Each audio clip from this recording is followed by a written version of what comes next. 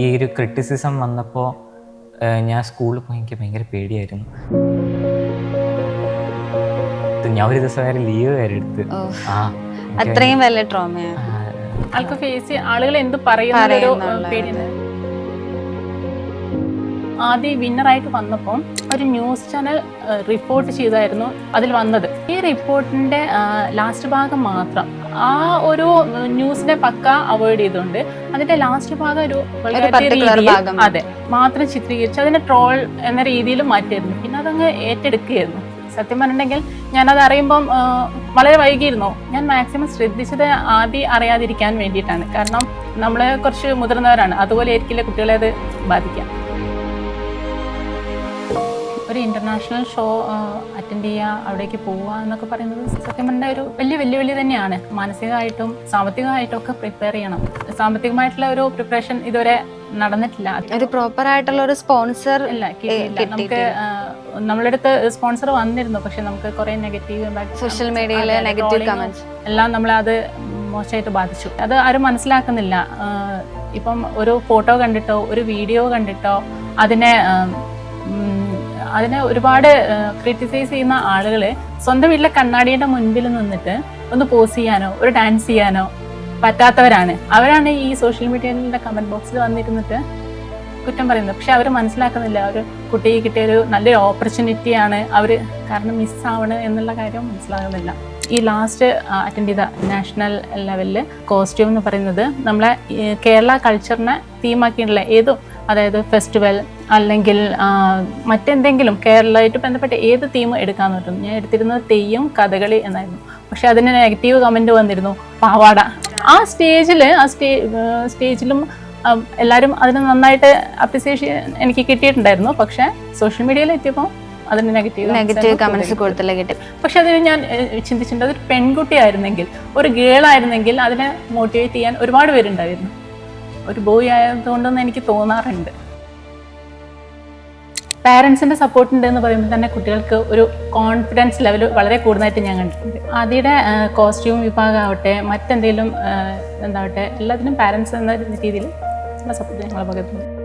ഒരു പക്ഷേ നമ്മൾ പാരന്റ് നമ്മുടെ ചെറുപ്പത്തിൽ നമ്മൾ സ്റ്റേജിൽ നിന്ന് വാങ്ങിച്ച ഒരു സമ്മാനത്തെക്കാൾ സന്തോഷമായിരിക്കും നമ്മുടെ മക്കള് സ്റ്റേജിൽ കയറി നമുക്ക് വാങ്ങിക്കുമ്പോൾ. അപ്പം അതേ ഒരു സന്തോഷം അനുഭവിക്കുക എന്ന് പറയുന്നത് അത് വളരെ അത്യാവശ്യം നന്നായി ഫുഡ് കഴിക്കുന്ന ആളാണ്. ഇപ്പം ഞാൻ കുറെ കമന്റ് കണ്ടു, ഫുഡ് കഴിക്കുമോ, ഫിറ്റ്നസ്സിൽ ശ്രദ്ധിക്കുമോ. പക്ഷേ ഭക്ഷണം കഴിക്കുന്ന ആളാണ്. ഇപ്പം ഞാനാണെങ്കിലും ആദിയുടെ പപ്പയാണെങ്കിലും ഒക്കെ ഈ പ്രായത്തിൽ ഇങ്ങനെ തന്നെയായിരുന്നു. എനിക്കിഷ്ടം വന്നത് ഈ സിനിമയിലൊക്കെ ആക്ടേഴ്സ് ഡാൻസ് ചെയ്യുന്ന കണ്ടിട്ട്, അപ്പം അത് ഇമിറ്റേറ്റ് ചെയ്ത് ഞാനും ചെയ്യായിരുന്നു. പുതിയ പുതിയ സ്റ്റൈലും പഠിച്ച് നമ്മളെ തന്നെ ചിലപ്പോൾ ഞാൻ തന്നെ നാളെ ഒരു കൊറിയോ ചെയ്യണമെന്ന് എനിക്കുണ്ട്. അപ്പം അതൊന്നൊക്കെ ഒരു മിക്സ് ചെയ്ത് ഒരു കാര്യങ്ങൾ ചെയ്യണം താല്പര്യമുണ്ട്. ഒരു മാതാവ് എന്ന രീതിയിൽ നമ്മളെ കുട്ടികളുടെ സ്വപ്നത്തിൻ്റെ കൂടെ നടക്കുക. പറയുന്നവർ പറയും, ഇതേ ആളുകൾ തന്നെ നമ്മൾ ഈ കുട്ടികളുടെ സ്വപ്നം അച്ചീവ് ചെയ്ത് കഴിയുമ്പോൾ ഇതേ ആളുകൾ തിരിച്ചു പറയും. നമ്മൾ പുറത്തുള്ള ആളുകൾ പറഞ്ഞുകൊണ്ടിരിക്കുന്നത് ശ്രദ്ധിച്ചാൽ നമ്മളുടെ കുട്ടികളുടെ സ്വപ്നം എവിടെ എത്താതെയിരിക്കും. അപ്പോൾ കഴിയുന്നതും നല്ല കഴിവുള്ള കുട്ടികളുടെ കൂടെ പാരൻസ് നിൽക്കുക, അവരെ കഴിവുകളെ പ്രൊമോട്ട് ചെയ്യുക, അവരെ എത്തിക്കാവുന്ന ഉയരങ്ങളിൽ എത്തിക്കുക. അതിൽ കിട്ടുന്നൊരു സന്തോഷം അത് എവിടെയും കിട്ടില്ല.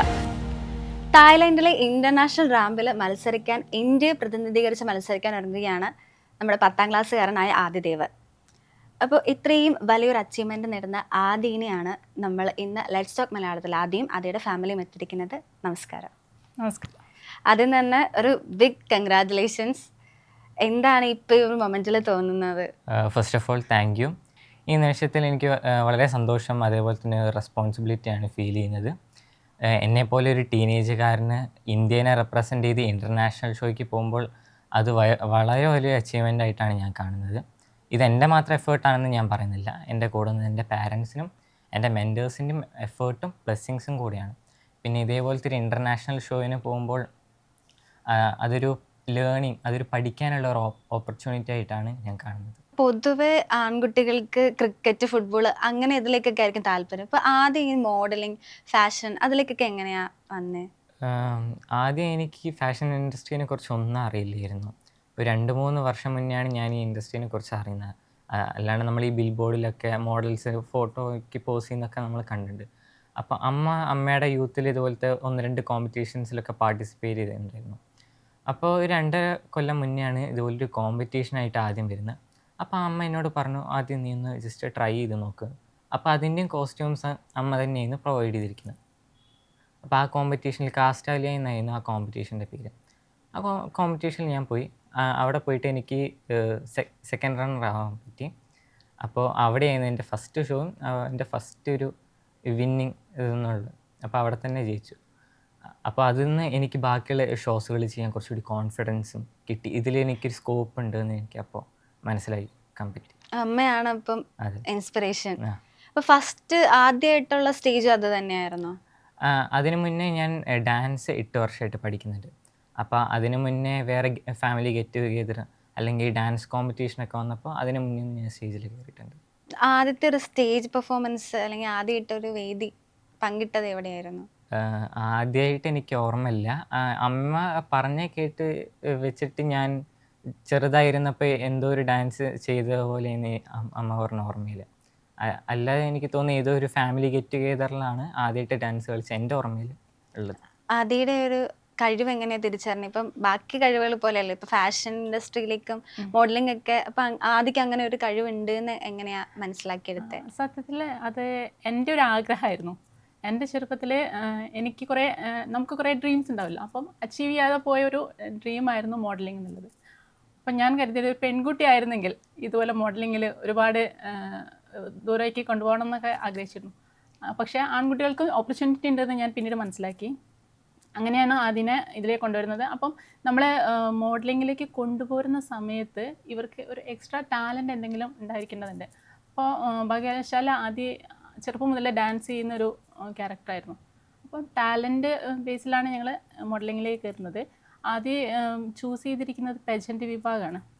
പെജൻറ്റ് വിഭാഗത്തിൽ നമ്മൾ ഒരുപാട് റൗണ്ടുകൾ കവർ ചെയ്യുമ്പോൾ അതിൽ ടാലൻറ്റ് റൗണ്ട് ഒരു മെയിൻ ഘടകമാണ്. അങ്ങനെയാണ് ഈ ഒരു മോഡലിംഗ് സ്റ്റേജിലേക്ക് ആദ്യം വരുന്നത് സത്യം പറഞ്ഞിട്ടുണ്ടെങ്കിൽ. ഇപ്പം ഈ ആൾക്കാർക്കൊക്കെ ഡൗട്ട് ഉണ്ടാവും, ഇപ്പം എന്താണ് ഇപ്പം ആദ്യം കിട്ടിയിരിക്കുന്ന അവാർഡ്, ഇപ്പോൾ എന്തിൻ്റെ വിന്നറാണ്? ഇപ്പം എല്ലാവരും പറയുമ്പോൾ ഓക്കെ ഒരു മിസ്റ്റർ ടീൻ ഗ്ലോബൽ വിന്നറായി. ഇപ്പം എന്താണ് മിസ്റ്റർ ടീൻ ഗ്ലോബ് വിന്നർ ആവുന്നത്? അതിലേക്കുള്ള ഒരു പ്രോസസ്സ് എങ്ങനെയായിരുന്നു? ഇപ്പോൾ ഒറ്റയടിക്ക് നമുക്ക് ഒരുപാട് പ്രോസസ്സിലൂടെ കടന്നു പോയിട്ടല്ലേ നമ്മൾ ആ സ്റ്റേജിലേക്ക് എത്തുക. ആ ഒരു പ്രോസസ്സ് എങ്ങനെയായിരുന്നു? ഈ മോഡലിംഗ് ഇൻഡസ്ട്രി എന്ന് പറയുന്നത് തന്നെ 3 ഡിഫറെൻറ്റ് ടൈപ്സിലാണുള്ളത്. ഒന്നാമത്തെയാണ് പെജൻറ്റ്, രണ്ടാമത്തെ റൺവേ, മൂന്നാമത്തെ അഡ്വർടൈസിങ്. ഈ പെജൻറ്റ് എന്ന് പറയുന്നത് കോമ്പറ്റീഷൻ, ഇപ്പം ഞാൻ ചെയ്തിരിക്കുന്ന കോമ്പറ്റീഷൻസിലായിട്ടുള്ളത്. രണ്ടാമത്തേതാണ് റൺവേ. റൺവേ എന്ന് പറയുന്നത് ഒന്നെങ്കിൽ നമ്മളൊരു ബ്രാൻഡിനെ റെപ്രസെൻറ്റ് അല്ലെങ്കിൽ ഒരു ഡ്രസ്സിനെ ഷോക്കേസ്. ഇപ്പോൾ എക്സാമ്പിൾ ഇട്ട് പറയുകയാണെങ്കിൽ US പോളോ അതിൻ്റെ ഒരു ഷർട്ടിനെ അല്ലെങ്കിൽ അതിൻ്റെ ഒരു ജീനിനെ നമ്മൾ ഇട്ടിട്ട് നമ്മൾ റാമ്പാക്ക് ചെയ്യുന്നു. അതാണ് റൺവേ. അഡ്വർടൈസിംഗ് എന്ന് പറയുന്നത് നമ്മൾ നോർമലായിട്ട് പരസ്യം കല്യാൺ സിൽക്സിൻ്റെ അങ്ങനത്തെ പരസ്യങ്ങൾ. അപ്പോൾ ഇപ്പോൾ ഞാൻ ജയിച്ചിരിക്കുന്നത് പെജൻറ്റിലാണ്. അപ്പോൾ പെജൻറ്റിലെ മിസ്റ്റർ സൂപ്പർ ടീൻ ഗ്ലോബ് എന്ന് പറഞ്ഞ കോമ്പറ്റീഷനിലെ ടൈറ്റിൽ വിന്നറായിട്ടാണ് ഇരിക്കുന്നത്. അപ്പം മിസ്റ്റർ ടീൻ സൂപ്പർ ഗ്ലോബ് എന്ന് പറയുമ്പം ഈ കൗമാരക്കാർക്ക് വേണ്ടി നടത്തുന്ന ഒരു കോമ്പറ്റീഷൻ. അപ്പം അതിൻ്റെ കൂടുതൽ വിശദാംശങ്ങൾ ഒന്ന് പറയാമോ?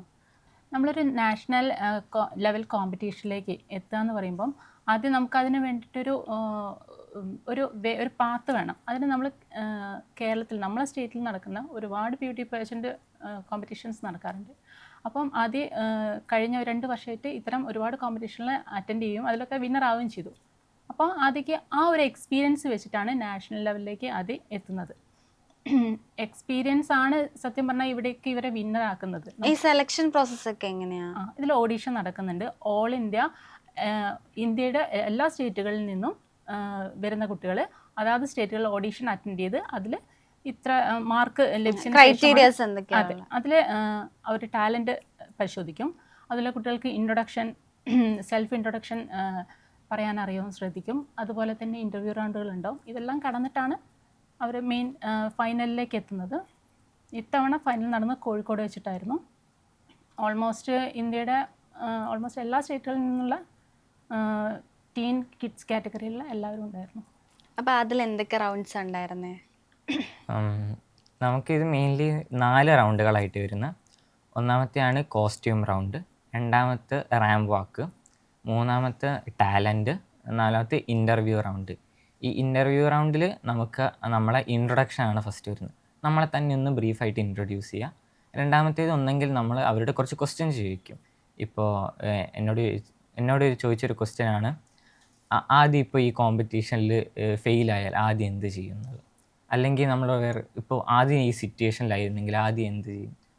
അതാണ് മെയിൻലി ഇൻ്റർവ്യൂ റൗണ്ട് എന്ന് പറയുന്നത്. കോസ്റ്റ്യൂം റൗണ്ട് എന്ന് പറയുന്നത് 2 കോസ്റ്റ്യൂംസ് ഉണ്ട്, വെസ്റ്റേണും ട്രഡീഷണൽ കോസ്റ്റ്യൂമും. നാഷണൽ കോസ്റ്റ്യൂം എന്ന് പറയുന്നത് നമ്മളിപ്പോൾ നമ്മുടെ സ്റ്റേറ്റിനെ റെപ്രസെൻ്റ് ചെയ്ത് പോവുകയാണെങ്കിൽ നമ്മുടെ സ്റ്റേറ്റിലെ കൾച്ചറും ട്രഡീഷനും ഇതൊക്കെ ഉൾപ്പെടുന്ന ഒരു കോസ്റ്റ്യൂം ബേസ് ചെയ്തിട്ടാണ് നമ്മൾ ചെയ്യേണ്ടത്. വെസ്റ്റേൺ റൗണ്ട് നമ്മൾ കാഷ്വൽ സ്യൂട്ട്സ് ഇതൊക്കെ വെയർ ചെയ്തിട്ടാണ് പോകുന്നത്. പിന്നെ റാമ്പ് വാക്ക്, നമ്മൾ സ്റ്റൈലായിട്ട് വാക്ക് ചെയ്യുക. ഞാൻ വാക്ക് പഠിച്ചത് അതുൽസ് അക്കാഡമി എന്നാണ്, അതുൽ സാറ് നടത്തുന്നത്. അപ്പോൾ മോഡലിങ്ങിൻ്റെ ഒരു പ്രൊഫഷണലായിട്ട് സ്റ്റാർട്ട് ചെയ്തത് ഇതുപോലെ അതുൽസ് അക്കാദമിന്നാണ്. ഇപ്പം നമ്മൾ കോഴിക്കോട് വെച്ച് നടന്നതിൽ വിന്നറായി. ഇനിയിപ്പോൾ അടുത്തത് നമുക്ക് തായ്ലൻഡിലേക്ക് ഇന്ത്യ റെപ്രസെൻ്റ് ചെയ്ത് പോകുന്നു. അപ്പം അതിലേക്ക് എന്തോരം എഫേർട്ട്, എന്തൊക്കെ കാര്യങ്ങളാണ് പ്ലാൻ ചെയ്തിരിക്കുന്നത്? ഇപ്പം കോസ്റ്റ്യൂം റൗണ്ടും അങ്ങനെ, അപ്പം എന്തൊക്കെ പുതുമകൾ കൊണ്ടുവരാൻ ഉദ്ദേശിച്ചിരിക്കുന്നത്? ഇപ്പോഴത്തെ നാഷണൽ ഈ കോമ്പറ്റീഷനിൽ ഞങ്ങൾ കുറച്ച് കാര്യം പ്രിപ്പയർ ചെയ്ത് വെച്ചിട്ടുണ്ട്. ടാലൻറ്റിലായാലും ഈ കോസ്റ്റ്യൂംസിലായാലും കുറച്ച് എക്സ്പെരിമെൻറ്റ് ചെയ്യാൻ ഉദ്ദേശിക്കുന്നുണ്ട്.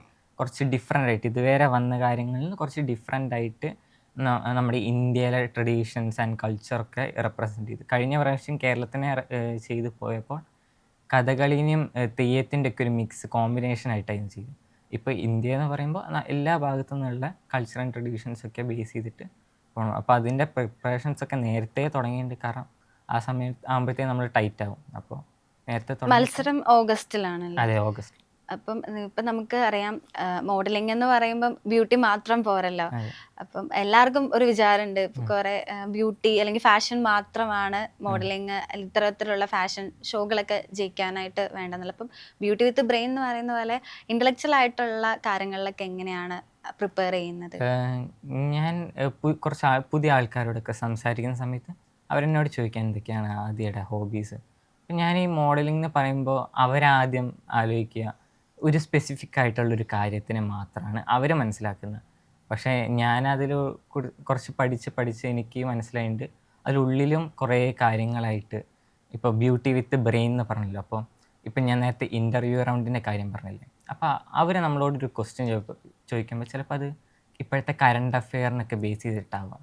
അപ്പോൾ അവർ ക്വസ്റ്റ്യൻ ചോദിക്കുന്ന സമയത്ത് നമുക്ക് അത് ചിന്തിക്കാൻ ടൈമൊന്നുമില്ല, ഓൺ ദ സ്പോട്ട് അപ്പോൾ തന്നെ ക്വസ്റ്റ്യൻ പറയാം.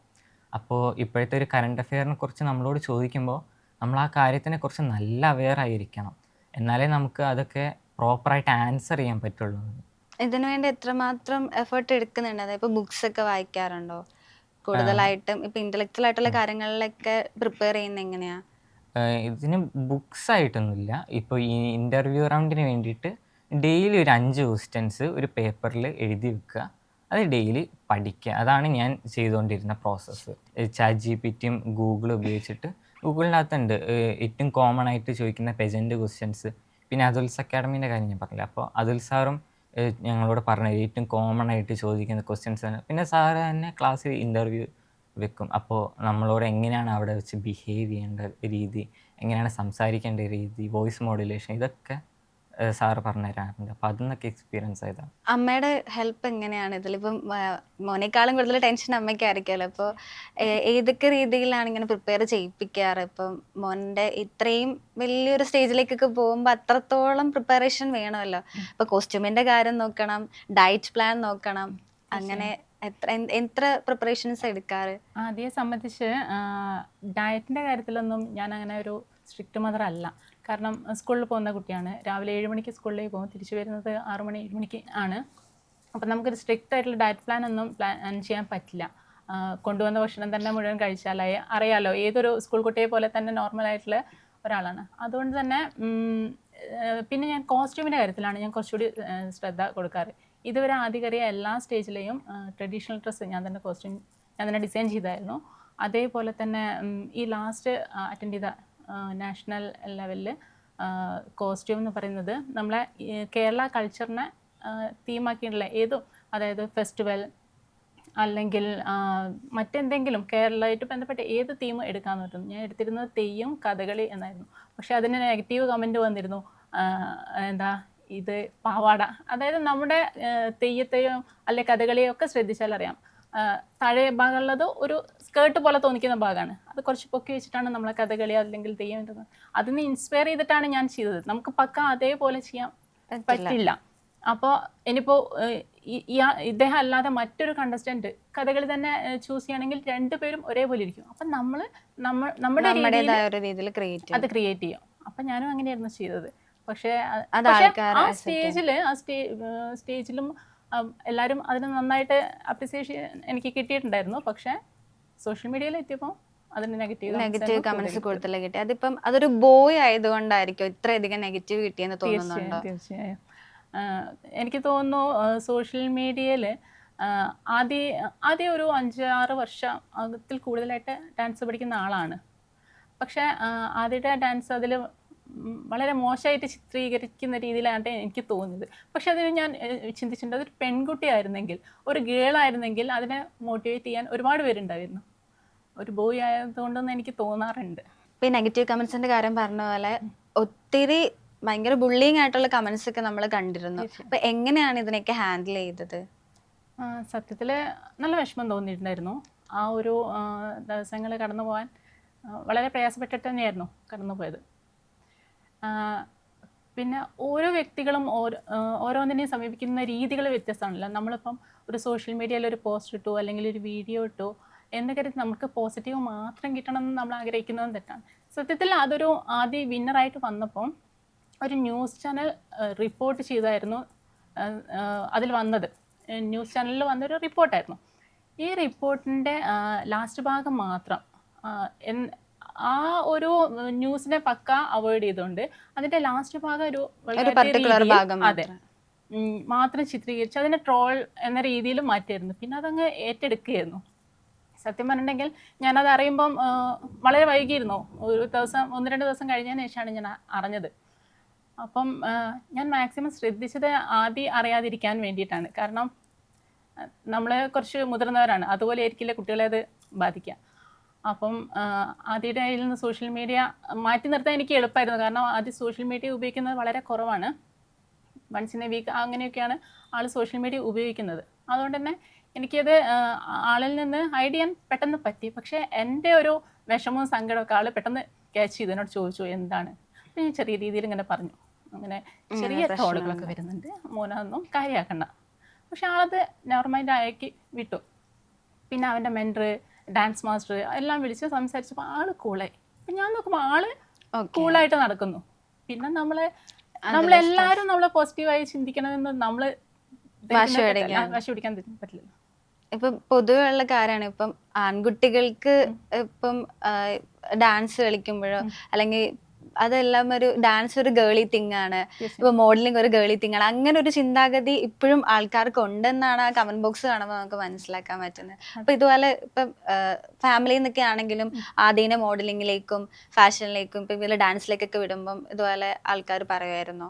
ഇല്ല, ഒരിക്കലില്ല. ഫാമിലിയിൽ നിന്നൊക്കെ എൻ്റെ ആണെങ്കിലും പപ്പയുടെ ആണെങ്കിലും ആദ്യയുടെ പപ്പയുടെ ആണെങ്കിലും ഫാമിലിയിൽ ആദ്യത്തെ ഒരു പേഴ്സൺ മോഡലിങ്ങിലേക്ക് വരുന്ന ബോയ് എന്ന നിലയിൽ ആദ്യത്തെ പേഴ്സൺ തന്നെയാണ്. അത് എല്ലാവരും നല്ല സപ്പോർട്ടാണ്. എനിക്ക് ഇതുവരെ ഒരു നെഗറ്റീവ് കമൻസോ അല്ലെങ്കിൽ ഒരു എന്തോ ആരുടെ കയ്യിൽ നിന്നും വന്നിട്ടില്ല. അതുകൊണ്ട് തന്നെ നമുക്കിതൊരു പുതുമയായിരുന്നു. ഈ സോഷ്യൽ മീഡിയയിലുള്ള ബുള്ളിങ്ങും ബാക്കിയുള്ള കാര്യങ്ങളും നമുക്കൊരു പുതുമയായിരുന്നു. പക്ഷെ അത് 1-2 ദിവസമേ ഉള്ളായിരുന്നു. അതിൽ ആദ്യം ഓക്കെയാണ് എന്ന് കണ്ടപ്പം ഞാൻ പിന്നെ ഓക്കെ ആക്കി. അപ്പം ഇതുപോലെ ഒരുപാട് കുട്ടികൾക്ക് ഇപ്പം ഒത്തിരി സ്ട്രഗിൾ ചെയ്തിട്ടാണ് ഈ ഒരു സ്റ്റേജിലേക്ക് എത്തുന്നത്. അപ്പോൾ ഇതുപോലെ നെഗറ്റീവ് കമൻറ്റ്സ് ഇടുമ്പം അവരുടെ പാരൻസിനും അവർക്ക് എല്ലാവർക്കും ഭയങ്കര ബുദ്ധിമുട്ടായിരിക്കും. ഒരു ആ കുട്ടീൻ്റെ ഏജ് പോലും നോക്കാണ്ട് ബുള്ളി ചെയ്യുന്നവരുണ്ട്. അപ്പോൾ അവരുടെ പാരൻസിൻ്റെ അടുത്ത് എന്തായാലും അതുപോലെ ബുള്ളിങ് അനുഭവിക്കുന്ന കുട്ടികളുടെ അടുത്ത് ആസ് എ പാരൻ്റ് എന്തായിരിക്കും പറയാനുണ്ടാവുക? ഒരു മാതാപിതാ എന്ന രീതിയിൽ നമ്മളെ കുട്ടികളുടെ സ്വപ്നത്തിൻ്റെ കൂടെ നടക്കുക. പറയുന്നവർ പറയും. ഇതേ ആളുകൾ തന്നെ നമ്മൾ ഈ കുട്ടികളുടെ സ്വപ്നം അച്ചീവ് ചെയ്ത് കഴിയുമ്പോൾ ഇതേ ആളുകൾ തിരിച്ചു പറയും. നമ്മൾ പുറത്തുള്ള ആളുകൾ പറഞ്ഞുകൊണ്ടിരിക്കുന്നത് ശ്രദ്ധിച്ചാൽ നമ്മളുടെ കുട്ടികളുടെ സ്വപ്നം എവിടെ എത്താതെ ഇപ്പം. അപ്പോൾ കഴിയുന്നതും നല്ല കഴിവുള്ള കുട്ടികളുടെ കൂടെ പാരൻസ് നിൽക്കുക, അവരെ കഴിവുകളെ പ്രൊമോട്ട് ചെയ്യുക, അവരെ എത്തിക്കാവുന്ന ഉയരങ്ങളിൽ എത്തിക്കുക. അതിൽ കിട്ടുന്നൊരു സന്തോഷം അത് എവിടെയും കിട്ടില്ല. ഒരു പക്ഷേ നമ്മൾ പാരൻറ്റ് നമ്മുടെ ചെറുപ്പത്തിൽ നമ്മൾ സ്റ്റേജിൽ നിന്ന് വാങ്ങിച്ച ഒരു സമ്മാനത്തെക്കാൾ സന്തോഷമായിരിക്കും നമ്മുടെ മക്കൾ സ്റ്റേജിൽ കയറി നമുക്ക് വാങ്ങിക്കുമ്പോൾ. അപ്പം അതേ ഒരു സന്തോഷം അനുഭവിക്കുക എന്ന് പറയുന്നത് അത് വളരെ സന്തോഷം. അതെ. അപ്പൊ ആദ്യം ഇപ്പം ഫ്രണ്ട്സൊക്കെ നല്ല രീതിയിൽ സപ്പോർട്ടാണ് ഇങ്ങനെ പോകുമ്പോഴേക്കും. അവരിപ്പോൾ പറയാറുണ്ട് എനിക്ക് ആദ്യനെ പോലെ വിന്നർ ആവണം, എനിക്ക് ആദ്യനെ പോലെ ഇങ്ങനെ ഡാൻസ് കളിക്കണം എന്നൊക്കെ തോന്നാറുണ്ട് എന്നൊക്കെ പറയാറുണ്ടോ? എൻ്റെ ഫ്രണ്ട് സർക്കിളിലുള്ള ആരും അങ്ങനെ മോഡലിംഗ് ഒന്നും ചെയ്യുന്നതായിട്ട് എനിക്കറിയില്ല. അപ്പോൾ ഞാൻ എന്തെങ്കിലും പുതിയൊരു കാര്യം ചെയ്യുമ്പോൾ എന്നും അവർ വന്ന് എന്നെ കൺഗ്രാജുലേറ്റ് ചെയ്യാറുണ്ട്. അപ്പോൾ എനിക്കതൊരു ഹാപ്പിനെസ്സും സപ്പോർട്ടുമാണ്. അപ്പോൾ അവർക്ക് എന്തെങ്കിലും അച്ചീവ്മെൻറ്റ് ചെയ്താൽ ഞാനും തിരിച്ച് പറയാറുണ്ട്. അപ്പോൾ ഈ ഒരു ക്രിറ്റിസിസം വന്നപ്പോൾ ഞാൻ സ്കൂളിൽ പോയി എനിക്ക് ഭയങ്കര പേടിയായിരുന്നു. ഫ്രണ്ട്സ് എന്താ ഫ്രണ്ട്സ് പറയും, കളിയാക്കുമോ എന്നൊക്കെ ഫ്രണ്ട്സ്. ഞാൻ ഒരു ദിവസം വരെ ലീവ് വരെ എടുത്ത്. എനിക്ക് അത്രയും വലിയ ട്രോമയാണ്. ആൾക്ക് ഫേസ് ആളുകൾ എന്ത് പറയുന്നൊരു പേടിയുണ്ട്. പക്ഷെ നമ്മൾ വിചാരിച്ചതുപോലെ ഒന്നല്ല. ഒരാൾ പോലും അറിയുന്ന ആൾക്കാരെ ചോദിക്കുകയോ ഒന്നും ചെയ്തിട്ടില്ല. ഓക്കെ, ന്യൂസ് കണ്ടു, ആദ്യം കൺഗ്രാറ്റ്സ് ഇത്രയേ പറഞ്ഞുള്ളൂ. ഞാൻ വിചാരിച്ചു ഒരുപാട് കുട്ടികൾ പഠിക്കുന്ന സ്കൂളാണ്, ആദ്യം എല്ലാവരും വന്ന് അറ്റാക്ക് ചെയ്യും. ഒന്നും സംഭവിച്ചില്ല. എല്ലാവരും ഒരു നോർമൽ ഡേ പോലെ തന്നെ പിറ്റേ ദിവസം കടന്നുപോയി. ആദ്യം അതെങ്ങനെയാണ് എടുത്തത്? അതിന് ഇപ്പൊ സ്കൂളിൽ കുട്ടികളൊക്കെ ഫേസ് ചെയ്യാൻ ബുദ്ധിമുട്ടുണ്ടായിരുന്നു? ഞാൻ ആദ്യം എങ്ങനെയായിരുന്നു വിചാരിച്ചത്. സ്കൂളിൽ ഫസ്റ്റ് ദിവസം പോയി ഫ്രണ്ട്സ് എല്ലാവരും എടാ ആദ്യം കണ്ടടാ, നീ നന്നായി ചെയ്തണ്ടാ, അതൊന്നും നീ ക്രിറ്റിസിസം ഒന്നും നോക്കണ്ട, അതൊക്കെ പോട്ടെ, നീ നിൻ്റെ ബെസ്റ്റ് ചെയ്തില്ലേ, മതി. തായ്ലൻഡിലേക്ക് പോകുന്നതിനും എടാ കൺഗ്രാജുലേഷൻസ് എന്നാ പോകുന്നത്, എൻ്റെ പ്രിപ്പറേഷൻസ് ഒക്കെ തുടങ്ങിയോ എന്നുള്ളതൊക്കെ ചോദിച്ചു. ടീച്ചേഴ്സും പ്രിൻസിപ്പളും ഒക്കെ വിളിച്ച്. പ്രിൻസിപ്പളിനൊന്നും അറിയില്ല, ഞാൻ വിചാരിച്ചില്ലേന്ന്. പ്രിൻസിപ്പൾ പറഞ്ഞു, പ്രിൻസിപ്പൾ എന്നെ പേഴ്സണലായിട്ട് വിളിച്ച് കൺഗ്രാജുലേറ്റ് ചെയ്ത് എന്തെങ്കിലും സഹായം വേണമെങ്കിൽ വിളിച്ചോ, കുഴപ്പമില്ല എന്നൊക്കെ പറഞ്ഞിരുന്നു. അപ്പോൾ സ്കൂളിലും അത്യാവശ്യം സപ്പോർട്ട്. സ്കൂളിൽ നിന്ന് ടീച്ചേഴ്സിന്റെ ഭാഗത്തു നിന്ന് നല്ല രീതിയിൽ എല്ലാ ടീച്ചേഴ്സും അറിഞ്ഞു. ഞാൻ വിചാരിച്ചു അങ്ങനെ ആരും അറിയില്ലായിരിക്കും, പക്ഷെ എല്ലാവരും അറിഞ്ഞു, കൺഗ്രാജുലേറ്റ് ചെയ്തു. ഈ പഠിത്തവും മോഡലിംഗ് ഇതെല്ലാം കൂടി എങ്ങനെ മാനേജ് ചെയ്ത് കൊണ്ടുപോകുന്നേ? തുടക്കത്തിൽ ഇത് കുറച്ച് ടഫായിരുന്നു, കാരണം കൂടുതലും ടൈം ഒരു കാര്യത്തിൽ മാത്രം ഫോക്കസ് ചെയ്യേണ്ടി വന്നിരുന്നു. പക്ഷെ ഇപ്പോൾ അത് മാനേജ്മെൻറ്റ് സ്കിൽസിലേക്കാക്കി മാറ്റി. അത് ഓരോ കാര്യങ്ങളും അതിൻ്റേതായ സമയത്തിലേക്ക് മാറ്റി മാറ്റി മാനേജ് ചെയ്ത് പഠിച്ചു.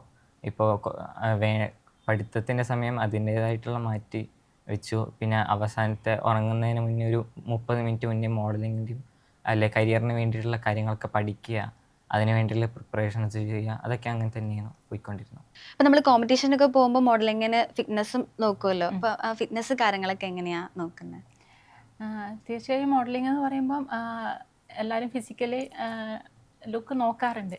പക്ഷേ അതിനെ സംബന്ധിച്ച് ആളൊരു അറിയാമല്ലോ, സ്കൂൾ കുട്ടി എന്നുള്ള ഒരു ഇതിൽ ബിസി ഷെഡ്യൂളാണ്. അതുകൊണ്ട് തന്നെ അത്യാവശ്യം നന്നായി ഫുഡ് കഴിക്കുന്ന ആളാണ്. ഇപ്പം ഞാൻ കുറേ കമൻറ്റിൽ കണ്ടു, ഫുഡ് കഴിക്കുമോ, ഫിറ്റ്നസ്സിൽ ശ്രദ്ധിക്കുമോ. പക്ഷേ ഭക്ഷണം കഴിക്കുന്ന ആളാണ്. ഇപ്പം ഞാനാണെങ്കിലും ആദിയുടെ പപ്പയാണെങ്കിലും ഒക്കെ ഈ പ്രായത്തിൽ ഇങ്ങനെ തന്നെയായിരുന്നു. ഒരു ടൈം ബോയ്സിനെ സംബന്ധിച്ച് ഒരു ടൈം കഴിയുമ്പോൾ അവർ തന്നെ ഗ്രാജുവലി ആക്കും. പിന്നെ ജിമ്മിൽ പോകാനൊന്നും സത്യം പറഞ്ഞിട്ടുണ്ടെങ്കിൽ ആൾക്കൊരു, നമ്മളിപ്പോൾ ജിമ്മിലൊക്കെ പറഞ്ഞേക്കുക അല്ലെങ്കിൽ ഫിറ്റ്നസ് ശ്രദ്ധിക്കുക എന്ന് പറയുമ്പോൾ അതേ രീതിയിൽ ഫുഡ് ഡയറ്റ് കൺട്രോൾ ചെയ്യണം. പക്ഷെ അതിനൊന്നും ആൾക്കൊരു ടൈമില്ല. രാവിലെ സ്കൂളിൽ പോകുന്നു, ഈവനിങ് തിരിച്ചു വരുന്നു. ഞാൻ ടിഫിനിൽ കൊടുത്തയക്കുന്നത് കഴിച്ചാലായി. അപ്പം ഞാൻ വിചാരിക്കുന്നു സ്കൂൾ ടൈം ഒന്ന് കഴിയട്ടെ, അതിനുശേഷം ഫിറ്റ്നസ്സിലൊക്കെ കുറച്ചുകൂടി കാര്യമായിട്ട് ശ്രദ്ധിക്കാം. ഇപ്പം പ്രധാനമായിട്ട് എന്തെല്ലാം ശ്രദ്ധിക്കുന്നത്? ഇപ്പോൾ ഡാൻസിലും മോഡലിങ്ങിലാണ് മെയിനായിട്ട് ശ്രദ്ധിക്കുന്നത്. പഠിത്തത്തിൻ്റെ അതിൻ്റെതായിട്ടുള്ള സമയത്തിൽ വെക്കുന്നുണ്ട്, പക്ഷെ കൂടുതലും നമ്മുടെ ഹോബീസ്, നമ്മുടെ ഇൻട്രസ്റ്റിംഗ് ആയിട്ടുള്ള, അപ്പോൾ അത് മോഡലിങ്ങും ഡാൻസും തന്നെയാണ്. ചെറുപ്പം തൊട്ടേ ഡാൻസിലേക്ക് ഇഷ്ടം? അതെ അതെ, അത് എനിക്കിഷ്ടം വന്നത് ഈ സിനിമയിലൊക്കെ ആക്ടേഴ്സ് ഡാൻസ് ചെയ്യുന്ന കണ്ടിട്ട്, അപ്പോൾ അത് ഇമിറ്റേറ്റ് ചെയ്ത് ഞാനും ചെയ്യുന്നു. അപ്പോൾ ആദ്യം ഏത് സ്റ്റൈലായിരുന്നു പഠിച്ചത്? ഫസ്റ്റ് ഞാൻ പഠിച്ച സ്റ്റൈൽ ഹിപ്പ് ഹോപ്പ് ആയിരുന്നു. അത് ഞങ്ങളുടെ നാട്ടിൽ തന്നെ പഠിപ്പിക്കുന്ന ഒരു സാറായിരുന്നു. അവിടുന്ന് ഒരു 2-3 ഇയേഴ്സ് ഞാൻ പഠിച്ചു. അവിടുന്ന് ഹിപ്പ് ഹോപ്പാണ് പഠിച്ചത്. പിന്നെ ഞാൻ കുറച്ചുകൂടി ഫ്രീ സ്റ്റൈല് അത് പഠിച്ചു. ഇപ്പം ഞാൻ കണ്ടംപററി ഓൺലൈൻ ക്ലാസ് അറ്റൻഡ് ചെയ്തുകൊണ്ടിരിക്കുകയാണ്. അപ്പോൾ അത് ഒരു 4-5 മാസമായി. അപ്പോൾ ഒരേ സ്റ്റൈൽ മാത്രം പഠിച്ചിട്ട് കാര്യമില്ല, പുതിയ സ്റ്റൈലും പഠിച്ച് നമ്മളെ തന്നെ, ചിലപ്പോൾ ഞാൻ തന്നെ നാളെ ഒരു കൊറിയോ ചെയ്യണമെന്ന് എനിക്കുണ്ട്. അപ്പോൾ അതൊന്നൊക്കെ ഒരു മിക്സ് ചെയ്ത് ഒരു കാര്യങ്ങൾ ചെയ്യണമെന്ന് താല്പര്യമുണ്ട്. ക്ലാസിക്കൽ ഡാൻസ് ഒക്കെ പഠിക്കാൻ ആഗ്രഹമുണ്ടോ? ഉണ്ട്, പക്ഷേ ഇത് പറഞ്ഞില്ലേ, സമയം ഭയങ്കര ഇതാണ്. ക്ലാസിക്കൽ ഡാൻസ് പഠിക്കാൻ ആഗ്രഹമുണ്ടോ? ക്ലാസിക്കൽ ഡാൻസ് പഠിക്കാൻ ആഗ്രഹമുണ്ട്, പക്ഷേ ഈ ടൈം ഭയങ്കര പ്രശ്നമാണ്. ഇദ്ദേഹം 10th ഇത്തവണ ഉള്ളത്. അപ്പം സ്കൂളിലെ പഠനവും ഡാൻസും മോഡലിങ്ങും എല്ലാം കൂടെ ഒരു സമയത്തിൻ്റെ ബിസി ഷെഡ്യൂൾ. അതെ അതെ. എനിക്കും നല്ല താല്പര്യം ഉണ്ടായിരുന്നു ആളെ ക്ലാസിക്കലിന് പഠിക്കാൻ വേണ്ടിയിട്ട്. ചില നമ്മൾ കണ്ടംപററി ആണെങ്കിലും ഇനി സെമി ക്ലാസിക്കൽ അങ്ങനെയൊക്കെ ചെയ്യണമെങ്കിലും ഒരു ക്ലാസിക്കലിൻ്റെ ബേസിക് ഉണ്ടാകുന്നത് നല്ലതാണ്. അപ്പം എനിക്ക് താല്പര്യം ഉണ്ടായിരുന്നു, പക്ഷേ സമയത്തിൻ്റെ പ്രശ്നം കൊണ്ടാണ്. ഇപ്പം അടുത്ത തായ്ലൻഡിലേക്ക് പോകുമ്പം അവിടെ എന്താ ചെയ്യാൻ ഉദ്ദേശിക്കുന്നത്? ഈ ഡാൻസും ഇപ്പം കോസ്റ്റ്യൂംസിലൊക്കെ പുതുമകൾ കൊണ്ടുവരണം എന്ന് പറഞ്ഞില്ലേ, അപ്പം ഏത് ടൈപ്പ് രീതിയിൽ ഇപ്പം ചെയ്യാൻ പോകുന്നത്? ഇപ്പം കോഴിക്കോട് വെച്ച് നടന്നതിൽ ക്ലാസിക്കൽ ഒരു ട്രഡീഷണൽ ടച്ച് ഉണ്ടായിരുന്നല്ലോ, അതെ അതെ. അപ്പം അങ്ങോട്ടേക്ക് പോകുമ്പം അത് ഏത് രീതിയിലേക്ക്? ഇന്റർനാഷണൽ ലെവലിൽ പോകുമ്പം നമുക്ക് നാഷണൽ കോസ്റ്റ്യൂമാണ് അവർ പറഞ്ഞിരിക്കുന്നത്. അപ്പം നമ്മൾ ഇന്ത്യനെ റെപ്രസെൻ്റ് ചെയ്തിട്ട് എന്ത് തീമും എടുക്കാം. അപ്പം അത് സത്യം പറഞ്ഞെങ്കിൽ ഞാൻ അതിൻ്റെ ഡിസ്കഷൻ നടന്നുകൊണ്ടിരിക്കുന്നേ ഉള്ളൂ. കോസ്റ്റ്യൂംസ് ഒക്കെ അമ്മ തന്നെയാണ് ഡിസൈൻ ചെയ്യുന്നത്? ഇല്ല, ഇത്തവണ ഇൻ്റർനാഷണൽ പോകുമ്പോൾ കുറച്ചുകൂടെ നന്നായിട്ട് ചെയ്യണമെന്നുണ്ട്. കാരണം നമ്മൾ പുറത്തെ കൺട്രിയിലുള്ള ആളുകളായിട്ടാണല്ലോ നമ്മൾ കോമ്പീറ്റ് ചെയ്യുന്നത്. അപ്പം അത്യാവശ്യം നന്നായിട്ട് ചെയ്യണമെന്നുണ്ട്. പുറമെ ആരെങ്കിലും ഏൽപ്പിക്കാമെന്നാണ് കരുതിയത്. ഇതുവരെയുള്ള കോസ്റ്റ്യൂമൊക്കെ ഞാൻ തന്നെ. അപ്പം അതിന് വേണ്ടിയിട്ട് എത്ര സമയം എടുക്കാറ്? ഇപ്പം ഇങ്ങനെ തീമൊക്കെ പ്ലാൻ ചെയ്യുന്നത്? ഇപ്പം അതിൻ്റെ അടുത്തും ഡിസ്കസ് ചെയ്തിട്ടൊക്കെയാണ് ചോദിക്കാറുണ്ട്. ഏതെങ്കിലും ഒരു ഡ്രസ്സൊക്കെ ഡിസൈൻ ചെയ്തിട്ടുണ്ടെങ്കിൽ ഇടുമ്പം എന്തായാലും ഫൈനൽ ഡിസിഷൻ ആൾ തന്നെയാണ് എടുക്കുക. എങ്കിലും കൂടുതൽ ഔട്ട്പുട്ട് എൻ്റെ കയ്യിൽ നിന്ന് തന്നെയാണ് വരിക. അതിന് നമുക്ക് ഒരുപാട് ഓപ്ഷൻസ് ഉണ്ട്. പിൻട്രസ്റ്റ് പോലെയും അങ്ങനെ ഒരുപാട് ഓപ്ഷൻസ് ഉണ്ട്. അതിലൊക്കെ സെർച്ച് ചെയ്തിട്ടാണ്. ഇപ്പം ആദ്യം ഒരു ടീനേജറാണ്. അപ്പം യൂഷ്വലി ഇപ്പോൾ പാരൻസും കുട്ടികളും തമ്മിൽ വഴക്കുണ്ടാകാൻ സാധ്യതയുള്ള ഒരു കാര്യമാണ് ഡ്രസ്സ്. ഇപ്പം ഡ്രസ്സിൻ്റെ കാര്യത്തിലൊക്കെ ഒരു ഫ്രീഡം എങ്ങനെയായിരുന്നു? ഇപ്പം നമ്മുടെ ഒരു ടേസ്റ്റ് ആയിരിക്കത്തില്ലല്ലോ കുട്ടികളുടെ ടേസ്റ്റ്. അപ്പം അങ്ങനെ ഒരു കോൺഫ്ലിക്റ്റ് ഉണ്ടാവാറുണ്ടായിരുന്നോ? എനിക്ക് അതിനെ സംബന്ധിച്ച് പറയുകയാണെങ്കിൽ എനിക്ക് വളരെ ആളെ മാനേജ് ചെയ്യാൻ എനിക്ക് എളുപ്പമാണ്. ആൾക്ക് അങ്ങനെ ഒരു പ്രത്യേക താല്പര്യം ഒന്നിനോടും അങ്ങനെ പ്രത്യേക ഒരു താല്പര്യം ഒന്നുമില്ല. നമ്മളെ പറയുന്നത് എന്താണോ അതൊക്കെ ആൾ ഓക്കെയാണ്, ആൾ പറയുന്നതൊക്കെ എനിക്കും ഓക്കെയാണ്. അതുകൊണ്ട് ഞങ്ങൾക്കിടയിൽ ഇത്തരം കാര്യങ്ങൾക്കൊരു വഴക്ക് നടക്കാറില്ല പൊതുവെ. ഇപ്പം ആദ്യമൊക്കെ ഫസ്റ്റ് എനിക്കിങ്ങനെ മോഡലിങ് പോകണം എന്നൊക്കെ വീട്ടിൽ പറഞ്ഞപ്പം ഒരു റെസ്പോൺസ് എന്തായിരുന്നു? ഫസ്റ്റ് ഞാനല്ലായിരുന്നു പറഞ്ഞത്, അമ്മയായിരുന്നു ഇങ്ങനെ റെക്കമെൻഡ് ചെയ്ത്. അപ്പോൾ എനിക്ക് ഇതിനെക്കുറിച്ചൊന്നും അറിയില്ലായിരുന്നു. അപ്പോൾ അമ്മ എന്നെ വിശദീകരിച്ച് പറഞ്ഞു തന്നു ഇതൊക്കെയാണ് സംഭവം. അപ്പോൾ ഓക്കെ, ടാലൻ്റ് ആണെങ്കിൽ ഡാൻസും ചെയ്യാം, അപ്പോൾ ഇതിന് നല്ലൊരു ഓപ്പർച്യൂണിറ്റിയാണെന്ന് എനിക്ക് മനസ്സിലായി. അപ്പോൾ ഓക്കെ, ഒന്ന് ലെറ്റ്സ് ട്രൈ എന്നുള്ളൊരു രീതിയിൽ പോയി ചെയ്തതാണ് ഫസ്റ്റ് ഷോ. അപ്പോൾ അതിലും വിന്നറായപ്പോഴത്തേക്ക് കോൺഫിഡൻസ് കിട്ടി, ബാക്കിയുള്ള ഷോകളും കൂടെ ഒന്ന് ചെയ്ത് നോക്കാം എന്ന് വിചാരിച്ച്. പക്ഷേ പിന്നെ പോയ ഇനി 2 ഷോകളും എനിക്കൊന്നും കിട്ടിയില്ല, ഞാൻ അവിടെ ഫെയിൽ ചെയ്തു. പക്ഷേ അപ്പോൾ എനിക്ക് മനസ്സിലാക്കാൻ പറ്റിയത് എന്താ വെച്ചാൽ, ഫസ്റ്റ് ഷോയിൽ ഞാൻ ജയിച്ചപ്പോൾ ഞാൻ കുറച്ച് ഓവർ കോൺഫിഡൻ്റ് ആയി. ഓക്കെ, ഇത് സംഭവം ഇത് സിമ്പിളാണ്, ഇത് എനിക്ക് ചെയ്യാൻ പറ്റുന്നതാണ്. അപ്പോൾ മനസ്സിലായി. അപ്പോൾ ഇത്ര ഓവർ കോൺഫിഡൻ്റ് ആയതുകൊണ്ടാണ് പിന്നെ പോയ 2 ഷോസുകളും എനിക്ക് കിട്ടാഞ്ഞത്. അപ്പം എന്ത് ചെയ്തു, കഴിഞ്ഞ പ്രാവശ്യത്തേനേക്കാളും കുറച്ചുകൂടി പ്രിപ്പറേഷൻസൊക്കെ കൂട്ടി കുറച്ചുകൂടി എഫേർട്ട് അതിൻ്റെ അകത്ത് ഇട്ട് പിന്നെ അതിനുശേഷമുള്ള എല്ലാ ഷോയിലും വിന്നറായി. ഒരുപാട് സ്റ്റേജുകൾ പെർഫോം ചെയ്തിട്ടുണ്ട്, ഒരുപാട് അവാർഡുകളൊക്കെ കിട്ടിയിട്ടുണ്ട്. അപ്പം മറക്കാനാവാത്തൊരു സ്റ്റേജ് മെമ്മറി അല്ലെങ്കിൽ ഒരു ഓർമ്മ എന്തായിരിക്കും? അത് ഈ അടുത്ത് കഴിഞ്ഞ സ്റ്റേജ് തന്നെയായിരിക്കും. കാരണം ഞാൻ കഴിഞ്ഞ ന്യൂസ് ചാനലിൽ പറഞ്ഞില്ല, ഇത് once in a lifetime moment ആണെന്നുള്ള. കാരണം നമ്മുടെ ഇന്ത്യനെ റെപ്രസെൻ്റ് ചെയ്ത് ഒരു ഇൻ്റർനാഷണൽ വേദിയിൽ പോകുക എന്നുള്ളത് അങ്ങനെ വളരെ ഒരു ചെറിയൊരു ആൾക്കാർക്ക് കിട്ടുന്നൊരു ഇതാണ്. അപ്പോൾ അതെനിക്ക് കിട്ടിയത് ഞാൻ വളരെ സന്തുഷ്ടനാണ്. പിന്നെ എൻ്റെ പാരൻസിന് അത് ഭാഗമാകാൻ പറ്റിയത്. അപ്പോൾ അതാണ് എൻ്റെ ഏറ്റവും വലിയൊരു ഓർമ്മ. ആ ഒരു വിന്നിങ് മൊമെൻ്റ് എങ്ങനെയുണ്ടായിരുന്നു? ഭയങ്കര ടെൻഷൻ അടിച്ചിരിക്കെ ആയിരുന്നു. പക്ഷെ എന്നാലും എനിക്കൊരു കോൺഫിഡൻസ് ഉണ്ടായിരുന്നു. കാരണം എൻ്റെ ബെസ്റ്റ് ഞാൻ അവിടെ പുറത്തെടുത്തിരുന്നു. അപ്പോൾ എന്തായാലും ഉറപ്പായിരിക്കും എനിക്ക് കിട്ടാൻ പോകുന്നത്. മറ്റ് സ്റ്റേറ്റിൽ നിന്ന് വന്ന കുട്ടികൾക്ക് ഒരു 19 ഏജ് വരെയായിരുന്നു ടീൻ കാറ്റഗറിയിൽ വന്നത്. 19 ഏജ് വരെയുള്ള കുട്ടികളെല്ലാവരും ഉണ്ടായിരുന്നു. അത് യങ്ങസ്റ്റ് ആദ്യമായിരുന്നു. അപ്പോൾ അതിൻ്റെ ഒരു ടെൻഷൻ ഉണ്ടായിരിക്കുന്നു. കാരണം അവർ എക്സ്പീരിയൻസ്ഡ് ആയിരിക്കും, കിട്ടാതെ പോവോ എന്നുള്ള. പക്ഷെ ഞാൻ എപ്പോഴും അതിനോട് പറയുന്നത്, നമ്മൾ വിന്നർ ആവുന്നതെന്നല്ല, ഓരോ സ്റ്റേജും ഓരോ പാഠങ്ങളാണ്. ഇവിടെ എന്തുകൊണ്ട് എനിക്ക് കിട്ടിയില്ല അതും ഒരു പാഠമാണ്. അപ്പം വിന്നർ ആവുന്നോ എന്നുള്ളതല്ല, പങ്കെടുക്കുക, അതൊരു എക്സ്പീരിയൻസ് ചെയ്യുക. അങ്ങനെ പറഞ്ഞിട്ടാണ് എല്ലാ സ്റ്റേജിലേക്കും ആദ്യം പോവാറ്. ഇപ്പോൾ ഇതുപോലെ ഒരുപാട് കുട്ടികളുടെ ഒരു ഡ്രീം തന്നെയാണ്. ഇപ്പോൾ ഇത്രയും അച്ചീവ് ചെയ്ത് ഒരുപാട് എഫേർട്സിൻ്റെ ഒരു റിസൾട്ടാണ് ഇപ്പം നമ്മൾ തായ്ലൻഡിലേക്കൊക്കെ പോകാൻ പോകുന്നത്. അപ്പോൾ ഇതുപോലെ ആഗ്രഹമുള്ള കുട്ടികളുണ്ടാവും. പക്ഷെ എന്തെങ്കിലുമൊക്കെ കാര്യം കൊണ്ട് ഇപ്പം ഇപ്പോൾ കോൺഫിഡൻസ് ഉണ്ടാവില്ല. അയ്യോ എന്നെക്കൊണ്ട് ഇത് പറ്റുമോ, ഞാനിത് ചെയ്താൽ ശരിയാകുമോ, അങ്ങനെ പലതവണ നമുക്ക് തോന്നാം. ഇപ്പം ആദ്യം അങ്ങനെ തോന്നിയിട്ടുണ്ടാവും. അപ്പോൾ അങ്ങനെയുള്ള കുട്ടികളുടെ അടുത്ത് ആദ്യം എന്ത് മോട്ടിവേഷനാണ് കൊടുക്കാനുള്ളത്? ഏതൊരു ഇൻഡസ്ട്രീനെ പോലും വളരെ കഷ്ടപ്പെടേണ്ട, നല്ലോണം എഫേർട്ട് ഇടേണ്ട ഒരു ഇൻഡസ്ട്രി തന്നെയാണ്. പിന്നെ പെർസീവറൻസ് എന്നുള്ളൊരു ഒരു ഫാക്ടർ മാത്രമാണ്. ചെയ്തുകൊണ്ടിരിക്കുക. ഫെയിലിയേഴ്സ് വരും, സക്സസ് വരും, സക്സസ് കഴിഞ്ഞാൽ ചിലപ്പോൾ വീണ്ടും ഫെയിലിയേഴ്സ് വരും. അപ്പോൾ നല്ലോണം കഷ്ടപ്പെട്ട സക്സസ് എന്തായാലും വരും. പക്ഷേ ഇതേപോലെ സമയം, പണം ഇതൊക്കെ കൊണ്ട് കഴിവുണ്ടായിട്ടും ഇതുപോലത്തെ തെളിയിക്കാൻ പറ്റാത്ത കുറേ പിള്ളേർക്കുണ്ട്. അപ്പോൾ എൻ്റെ ഒരു ഡ്രീം എന്ന് പറയുന്നത് നാളെ ഇതേപോലത്തെ പറ്റാത്ത കുട്ടികൾക്ക് ഒരു ഓപ്പർച്യൂണിറ്റി, ഒരു പ്ലാറ്റ്ഫോം തുടങ്ങുക, എല്ലാവർക്കും ആക്സസിബിൾ ആയിട്ടുള്ള.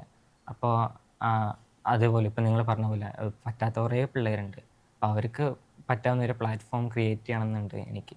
അത് വലിയ ഒരു കാര്യം തന്നെയാണ്. കൺഗ്രാറ്റ്സ്, അത് നടക്കട്ടെ. അപ്പോൾ ഇതുപോലെ ആസ് എ പാരൻറ്റ് കുട്ടികളുടെ ഡ്രീമിന് വേണ്ടി നമുക്ക് ഏതറ്റം വരെയും പോകും. ഇപ്പം തായ്ലൻഡിൽ പോകുമ്പോഴും അതുപോലെ ഫിനാൻഷ്യലി ഒരുപാട് സ്ട്രഗിൾ ചെയ്യേണ്ടി വരുമല്ലോ. അപ്പോൾ അതൊക്കെ എങ്ങനെയാണ് ഇപ്പം ഇത്രയും ഷോസ് ഒക്കെ ചെയ്യുമ്പം അതുപോലെ ആദ്യയുടെ എഫേർട്ട് പോലെ തന്നെയാണ് നമുക്ക് ഫിനാൻഷ്യലും കൂടി. അപ്പം അതൊക്കെ എങ്ങനെയാണ് മാനേജ് ചെയ്യുന്നത്? ഒരു ഇൻ്റർനാഷണൽ ഷോ അറ്റൻഡ് ചെയ്യുക, അവിടേക്ക് പോവുക എന്നൊക്കെ പറയുന്നത് സത്യം പറഞ്ഞാൽ ഒരു വലിയ വെല്ലുവിളി തന്നെയാണ്. നമ്മളതിന് മാനസികമായിട്ടും സാമ്പത്തികമായിട്ടും ഒക്കെ പ്രിപ്പയർ ചെയ്യണം. സത്യം പറഞ്ഞിട്ടുണ്ടെങ്കിൽ ഇപ്പം ഞങ്ങൾക്ക് സാമ്പത്തികമായിട്ടുള്ള ഒരു പ്രിപ്പറേഷൻ ഇതുവരെ നടന്നിട്ടില്ല. അതിനുള്ള ഒരുപാട് കാര്യങ്ങൾ ചെയ്തുകൊണ്ടിരിക്കുകയാണ്.